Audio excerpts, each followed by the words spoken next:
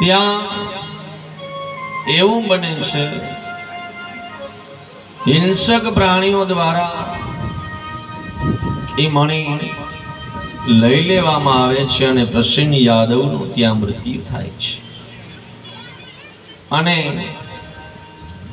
પાછળ દ્વારિકાની અંદર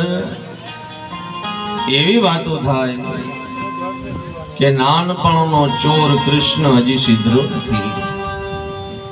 નાની અવસ્થાની અંદર જેને ચોરી કરી એ જ કૃષ્ણ અમારું આ સ્વયંતક નામનો મણી લઈને ગયા છે. આ વાત વાયુ વેગે કૃષ્ણ ભગવાનની પાસે પહોંચે છે. મા યશોદા, હું માખણનો ચોર છું. મા યશોદા, હું ચિત્તનો ચોર છું. મેં આ મણી નથી ચોર્યો. આ હાડ મારી ઉપર ખોટું આવ્યું છે. અને માં, જ્યાં સુધી આ વસ્તુ સત્ય સાબિત ન કરો ત્યાં સુધી દ્વારિકાની ભૂમિમાં મારો વાસ નહીં થાય. હું દ્વારિકા છોડીને જાઉં છું.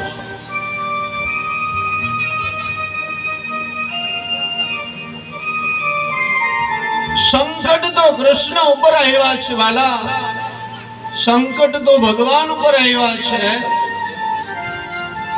શું કીધું? માં, મેં ચોરી નથી કરી.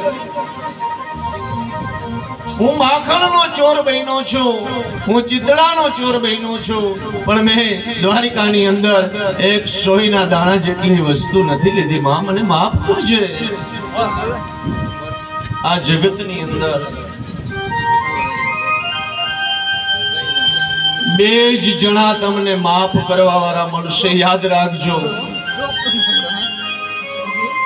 ગમે એવડું બોલી, ગમે એવડું કઈ અને માના ખોળામાં તમે માથું રાખીને બોલજો કે મા, મારી ભૂલ થઈ ગઈ. એ જ સમયે માથા ઉપર હાથ મૂકીને એક માં જ બોલી શકે, દીકરા એ તો હાલતું હોય, એ તો હાલતું હોય. તમને એ જ સમયે છોડી દઈએ. એ એક તમારી માં હોય અને બીજો જગતમાં તમને છોડે એ તમારો બાપ હોય. છોકરાઓ, જવા દો.